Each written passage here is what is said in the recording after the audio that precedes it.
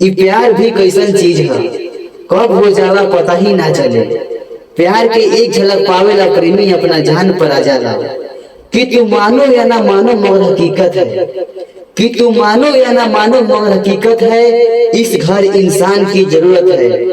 जरा मेरे महफिल में बैठ कर तो देखो जिंदगी कितनी खूबसूरत है। कि कैसे हो जाला प्यार अखिया की लड़ते लड़ते है, दिल होला बेकरार। अखिया की लड़ते लड़ते हो, अखिया की लड़ते लड़ते हो, मिटी जाला लोग काहे केहू के मुस्कान पे। हाँ मिटी जाला लोग काहे केहू के मुस्कान पे। देखे खातिर आई जाला केहू की केहू अपना जान पे।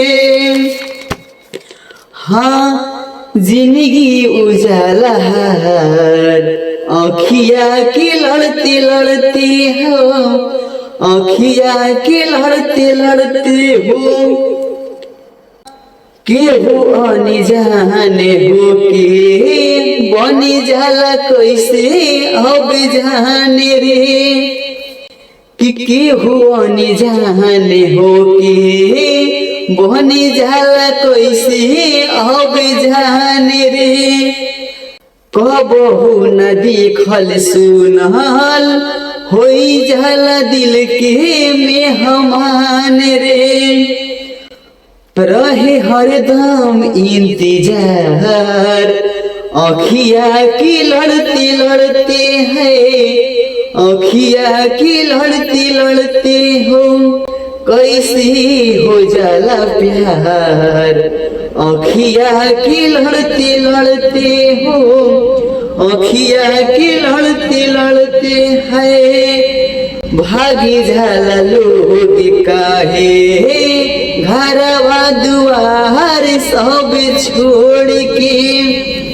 कि भागी जाला लोग काहे घरवा दुआर सब छोड़ के। प्रेमवा में पागल होके दुनिया से नाता सब तोड़ के। हाँ मन होला ना संभार कि अखिया के लड़ते लड़ते है। कैसे हो जाला प्यार अखिया के लड़ते लड़ते हो, कि अखिया के लड़ते लड़ते है। दिल होला बेकरार अखिया के लड़ते लड़ते है, अखिया के लड़ते लड़ते हो। विजय बता दिए लव यू। हेलो दोस्तों, तो आज बहुत ही खुशी की बात है कि हमारे यूट्यूब चैनल पर 30 के यानी कि 30,000 फैमिली आप लोग जुड़ गए हैं। 30 के सब्सक्राइबर्स हो गया है। तो इसके लिए आप सभी को तहे दिल से नमस्कार प्रणाम।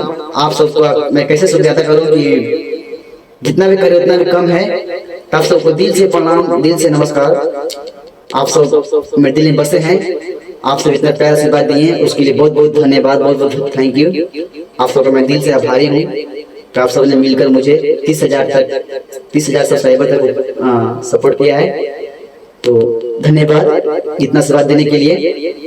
ऐसे ही हम हमेशा आप लोग मुझ पर ऐसे ही आप लोग हम पर प्यार से बात देते रहिए और मैं आप लोग को हमेशा एंटरटेन करने के लिए तैयार हूँ। हमेशा था, हमेशा रहूंगा और आगे भी।